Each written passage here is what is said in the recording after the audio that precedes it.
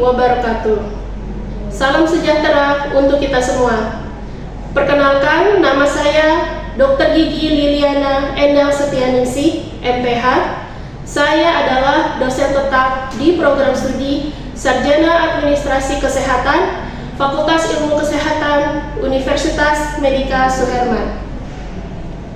Pada kesempatan kali ini, saya akan menyampaikan pernyataan diri dosen sebagai unjuk kerja Tridharma Perguruan Tinggi, khususnya dalam bidang pendidikan dan pengajaran.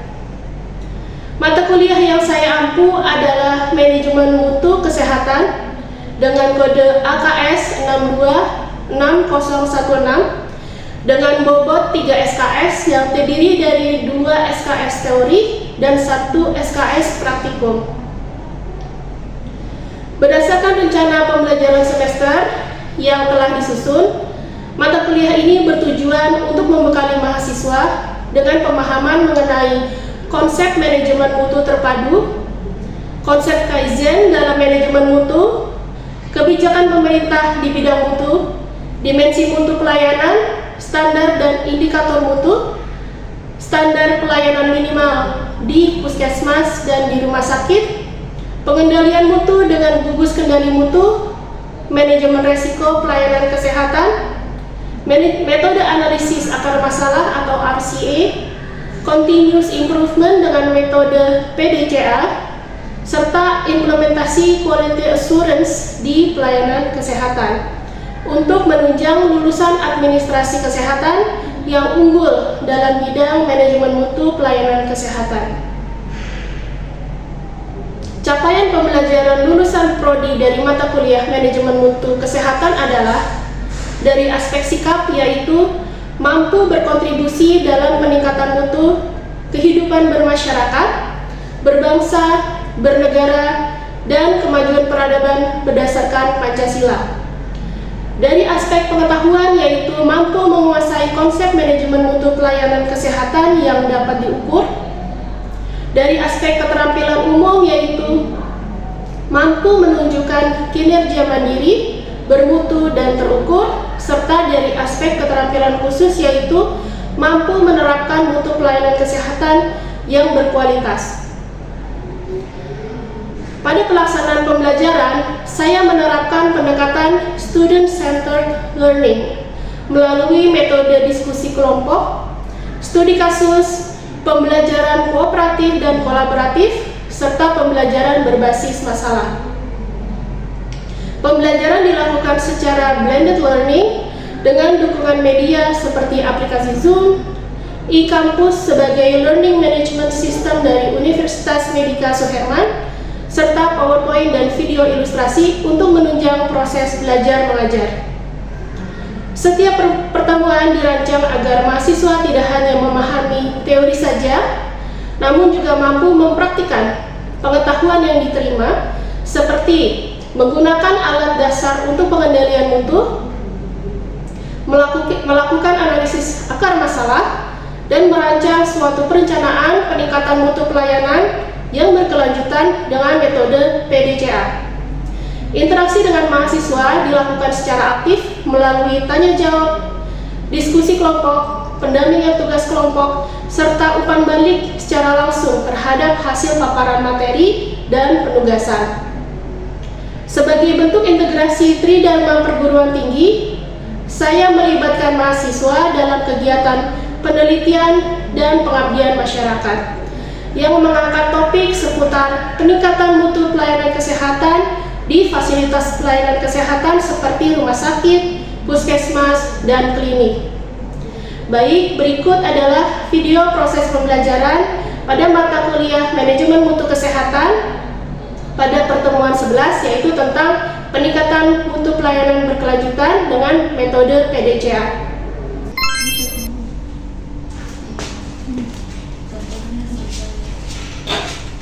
Oke, selamat pagi teman-teman.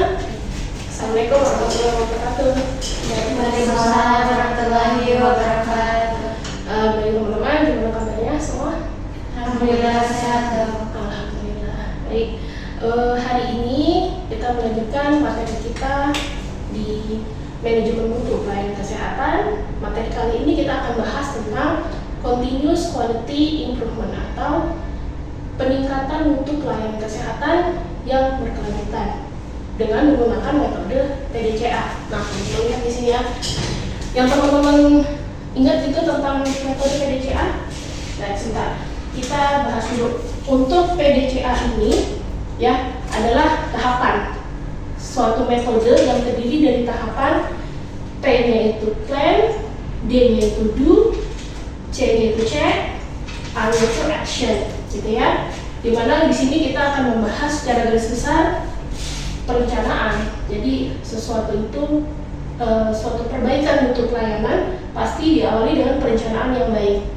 Kemudian pelaksanaan dari perencanaan itu sendiri, pelaksanaan perbaikan mutu, kemudian tahapan evaluasinya atau check, dan action yaitu perbaikan atau tindak lanjut perbaikan.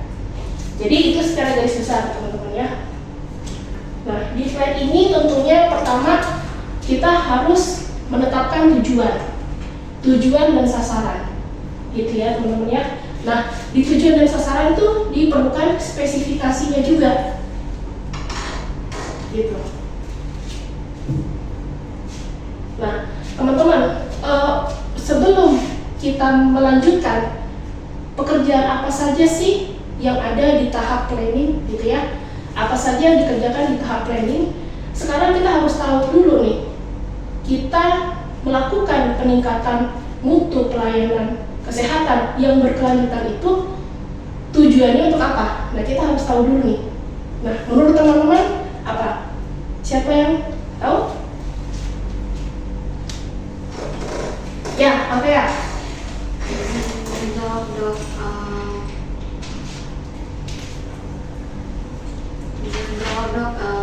Belajar peningkatan mutu kesehatan itu sangat penting karena memastikan apakah suatu organisasi atau individu itu terus berkembang dan beradaptasi terhadap perubahan. Ya, beradaptasi terhadap perubahan, memastikan organisasi pelayanan kesehatan beradaptasi. Ada lagi? Saya dong. Ya, Indah. Penting belajar mutu layanan itu karena supaya pelayanan ke pasien itu bisa lebih aman, cepat, sesuai kebutuhan. Jadi sistem kesehatan itu bisa berjalan lebih baik dan merata gitu. Ya, betul.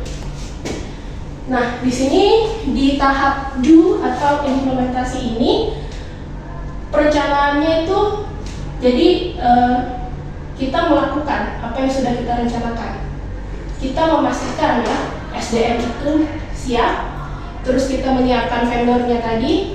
Nah, teman-teman kan sudah mendapat materi rekam medis. Nah, itu syarat-syarat rekam medis itu seperti apa? Kan misalkan sistemnya bersifat interoperabilitasnya dan bisa terhubung dengan Dinkes, dengan Kemenkes, gitu ya.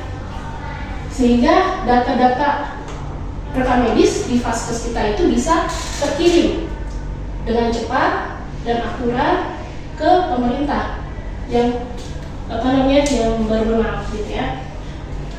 Nah, di sini tentunya teman-teman kalau namanya suatu project dalam manajemen itu ya kan ada ukuran SMART. SMART ada yang ingat? Pertama spesifik, M-nya measurable, dapat diukur. Terus A-nya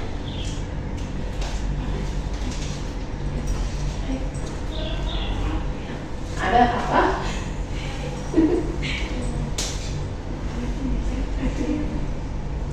Akurat. Kemudian relevan, time bound, gitu ya. Time bound ini jadi kita dalam melaksanakan suatu project perbaikan untuk pelayanan kesehatan, kita harus memastikan itu berjalan sesuai dengan waktu yang ditetapkan.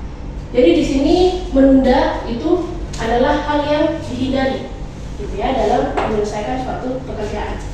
Nah, di dalam do ini, di tahapan do ini sangat diperhatikan karakteristik yang harus dimiliki supaya pelaksanaan perbaikan mutu ini bisa mudah untuk dilaksanakan. Jadi ada karakter-karakter sifat manajerial, yaitu dilihat dari segi kepemimpinannya, gaya kepemimpinannya, terus dari komunikasinya, dari pengarahannya, directing, dan dari memotivasi. Nah, teman-teman ingat yang kalau misalkan gaya kepemimpinan itu pasti menyesuaikan dengan organisasinya. Ada yang ingat apa saja gaya kepemimpinan yang teman-teman ingat? Ya, salah, silakan. Gaya kepemimpinan demokratis dan otoriter. Oh iya, menurut siapa? Itu penerapannya gimana kalau yang demokratis? Kalau yang demokratis itu pemimpin itu merangkul bersama-sama dalam organisasi. Kalau yang otoriter? Ya, memaksa ya. Jadi memang kita lihat dulu tipe anggota di organisasinya itu, dia apakah mudah untuk diarahkan, apakah harus dengan perintah ketegasan otoriter. Nah, contoh nih, kita ambil organisasi militer, pasti itu otoriter, nggak mungkin demokratis, karena dia itu hierarki dan harus ada puncak kepemimpinan yang mengatur semuanya gitu. Berbeda dengan organisasi lainnya, ada juga yang memang menerapkan sistem gaya kepemimpinan yang demokratis. Nah, itu akan mempengaruhi ketercapaian tujuan dari peningkatan mutu yang berkelanjutan ini, teman-teman, gaya kepemimpinan. Jadi penerapan gaya kepemimpinan yang tidak tepat akan membawa kegagalan, intinya seperti itu. Kemudian skill atau keterampilan komunikasi. Tentunya apapun gaya kepemimpinannya, dia harus bisa mengkomunikasikan. Ya, komunikasi di sini termasuk dalam pengarahan tentang apa saja tugas yang harus dimiliki, tugas yang harus dilaksanakan anggotanya, dan juga terkait memotivasi para anggotanya. Nah, tentu teman-teman juga udah tahu dalam komunikasi itu sebelum kita memberi, misalkan ya, untuk pengarahan dan untuk memotivasi, kita harus tahu dulu sifat dan karakter anggota di dalam organisasi kita itu seperti apa. Nah, dengan begitu kita dapat menyampaikan gaya komunikasi yang paling tepat, gitu ya.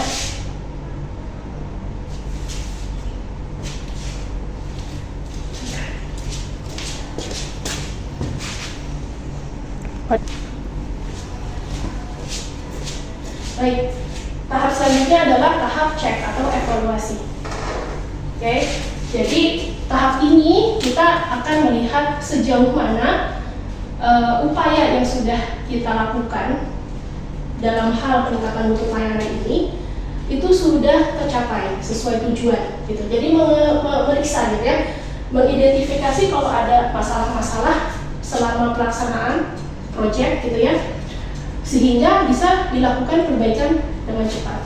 Nah, di sini cek, kita melihat ya tadi sampai sejauh mana progres atau upaya yang kita lakukan itu sudah mencapai tujuan atau belum, sudah searah dengan tujuan atau tidak, begitu ya. Kemudian mengidentifikasi permasalahan, atau kalau misalkan ada yang kurang itu bisa cepat ditangani, gitu ya. Terus memastikan apakah sumber dayanya itu cukup, masih memadai. Ini termasuk dari berbagai hal ya, teman-teman ya. Misalkan dari segi SDM-nya, dari segi materialnya, dari segi anggarannya, masih mencukupi atau tidak. Tentunya dalam misalkan tadi di proses perencanaan kita sudah menentukan jumlah SDM yang akan terlibat dalam pelaksanaan peningkatan mutu ini berapa orang, ya, dengan struktur organisasi seperti yang sudah ditetapkan. Nah, ternyata dalam pelaksanaannya ada satu bagian yang overload pekerjaannya sehingga membutuhkan SDM tambahan. Nah, itu akan dilihat progresnya di tahapan cek, ya, untuk evaluasi. Nah, jadi setelah kita bisa mengidentifikasi terkait dengan sumber daya, terkait dengan permasalahan dalam proses, ini akan lebih mudah untuk menetapkan ya tindak lanjut dari hasil evaluasi ini. Nah, tindak lanjut dari hasil evaluasi ini adalah action. Jadi di tahap yang terakhir ini, action, ini merupakan tahap evaluasi total untuk melihat apakah sasaran dan tujuan yang ditetapkan di awal perencanaan itu sudah tercapai atau belum, gitu ya. Nah, tentu di tahapan act ini adalah tindak lanjut dari hasil evaluasi tadi. Ya, misalkan ada kekurangan SDM, ada kekurangan material, ada kekurangan sumber daya, anggaran dan lain sebagainya, tentu diaksi di tahapan act ini, begitu teman-teman. Dan tidak sampai di sini saja, tidak berhenti di sini saja, tapi nanti berlanjut lagi ke planning gitu ya, setelah tahapan act, action gitu ya. Nah, ini terakhir teman-teman, bagaimana proses PDCA. Jadi kita simpulkan gitu ya teman-teman. Pertama tentunya kita mengidentifikasi masalah, problem statement. Kita menetapkan permasalahannya apa, kemudian kita mendevelop atau mengembangkan pengukuran-pengukuran. Seperti tadi kita ambil contoh rekam medis elektronik, mungkin kita akan menentukan seberapa ketepatan pengisiannya, kemudian seberapa lamanya pelayanan di rekam medis, apakah sudah tercapai. Itu kan ada ketentuannya, misalkan maksimal 10 menit atau apa gitu ya. Terus jadi itu ketepatan, tidak ada kesalahan dalam input data dan lain sebagainya. Jadi kita menentukan standar-standar dan kriteria-kriteria gitu ya. Kemudian kita melihat dari permasalahan yang sudah kita identifikasi tadi, root cause-nya itu apa?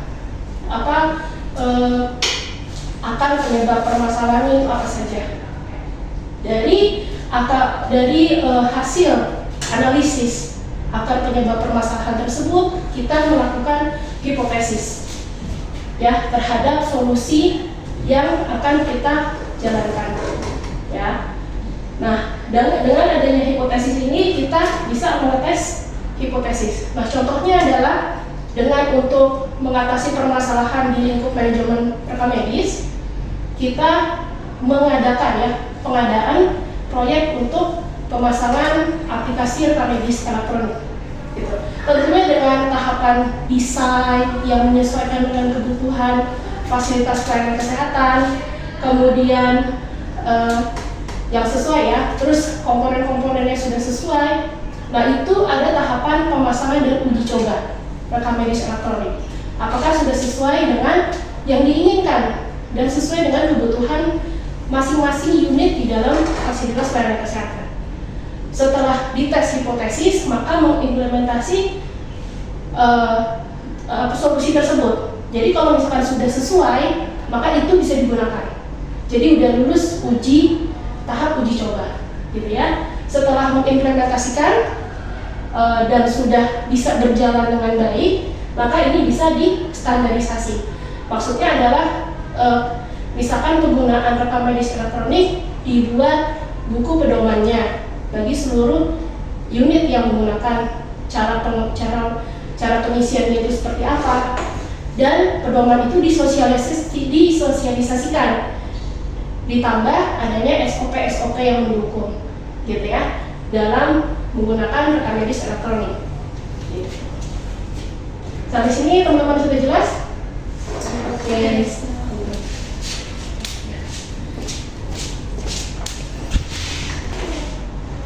Baik teman-teman, demikian perkuliahan kita hari ini. Semoga teman-teman dapat mengambil manfaat dari pembahasan kita tentang peningkatan mutu pelayanan kesehatan yang berkelanjutan dengan metode PDCA. Terima kasih teman-teman atas perhatiannya. Assalamualaikum warahmatullahi wabarakatuh. Waalaikumsalam warahmatullahi wabarakatuh. Demikian yang dapat saya sampaikan dalam video ini sebagai bagian dari pernyataan diri dosen sebagai unjuk kerja Tridharma Perguruan Tinggi, khususnya pada bidang pendidikan dan pengajaran. pada mata kuliah Manajemen Mutu Kesehatan di Program Studi Sarjana Administrasi Kesehatan Fakultas Ilmu Kesehatan Universitas Medika Suherman.